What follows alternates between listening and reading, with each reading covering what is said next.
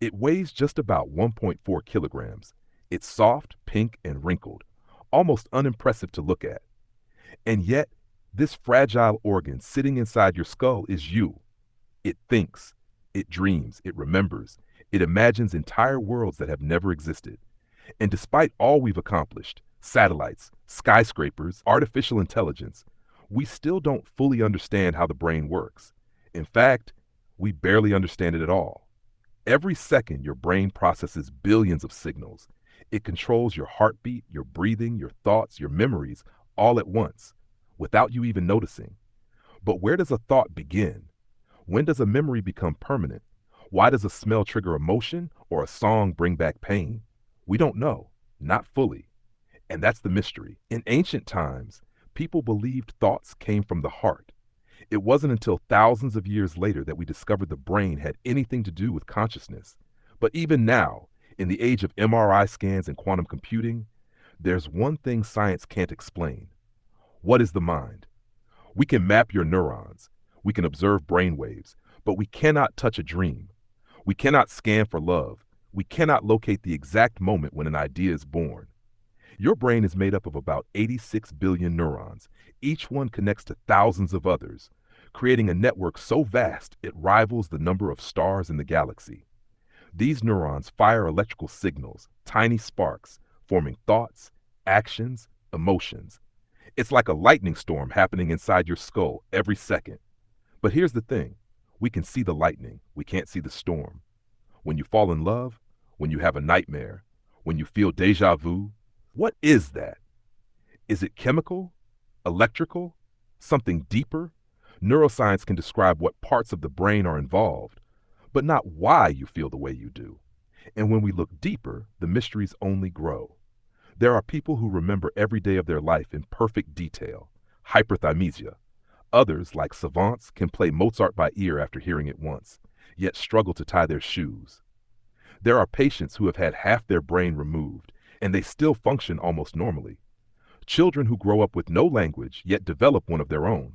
People who see colors when they hear music, or taste flavors when they read words. How? Your brain isn't just a machine. It's not just biology. It's an entire universe, folded inward. And every mind is unique. No two people imagine the same tree the same way. No two dreams are alike. Even memory is not a recording. It's a reconstruction. Each time you recall a memory, you rewrite it slightly, sometimes adding new details, sometimes forgetting others. Memories evolve, just like we do. So what does that mean for who we are? What if your identity is just a collection of ever-changing memories? What if the you of today is not the you of last week? Are we just a process, a flow of data, or is there something more? And perhaps the biggest question of all, where does consciousness come from? Scientists call it the hard problem of consciousness. We know the brain creates experience, but we don't know how. Why should electrical signals produce thoughts? Why does the brain feel like anything at all? It could be that we're not advanced enough, or it could be that we're asking the wrong questions. Because maybe consciousness isn't a thing. Maybe it's a lens, a way of seeing, or maybe it's the universe becoming aware of itself. And the deeper we look, the more we realize the brain isn't just complex, it's profound, mysterious, and possibly unknowable. When you sleep, your brain doesn't shut down. In fact, it becomes more active. Dreams begin. Strange images, emotions, sensations, stitched together into stories that make no sense, yet somehow feel real. But what are dreams? Are they just leftover brain activity, or windows into something deeper? No one really knows. Some scientists say dreams help us process emotions. Others believe they help us simulate possible futures, like running simulations while we rest. And then there are those who think dreams are the voice of the subconscious, trying to speak. But here's the mystery. Why do some dreams feel more real than waking life? Have you ever felt like you were falling, only to wake up just before hitting the ground? Have you ever dreamed of a place you've never been, but felt like you remembered it? Where does that familiarity come from? Some researchers suggest that dreams are like psychological housekeeping, the brain sweeping away the noise of the day. Others think they might be glimpses of suppressed memories, or even alternate selves. But one thing is certain, even asleep, your brain is never quiet. Let's talk about the mind and body. Your body affects your mind more than you realize. Gut bacteria can influence mood. Lack of sleep can mimic mental illness. Even the way you breathe can shift your emotional state. But it goes both ways. Your thoughts can change your heartbeat. Your beliefs can affect your immune system. People have healed faster just because they believed they would. So where does the body end and the mind begin? Some philosophers argue there is no separation, that the mind and body are one. Others believe the mind is something more, something non-physical. But here's the question. If the mind isn't just the brain, what is it? Can we copy it? Can we transfer it? Imagine uploading your mind to a machine. Every memory, every habit, every personality trait. Would that machine be you or just a copy?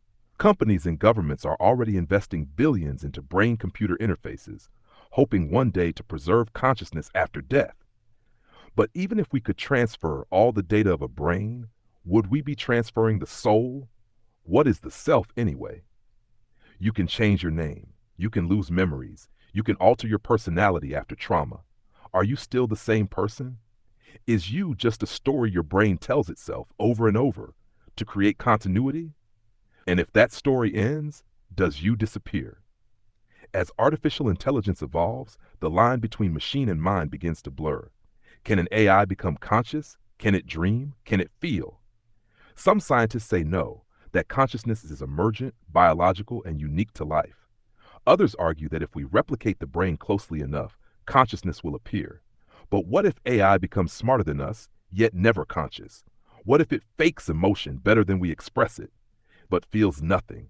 Or worse, what if it becomes aware and we don't realize it? These are not just science fiction questions. They're philosophical, existential, and increasingly urgent. Because understanding the brain isn't just about medicine or science, it's about understanding what it means to be human. Why do we dream? Why do we feel? Where do thoughts come from? Is the mind just matter or something more? Maybe we're not supposed to know. Maybe the brain is trying to understand itself, and that's the paradox, like a flashlight trying to illuminate itself. And yet, we keep searching, because if we ever unlock the secrets of the brain, we might not just understand ourselves better. We might understand consciousness, reality, and the very nature of existence. If this journey made you think, if it stirred something in you, we invite you to stay with us.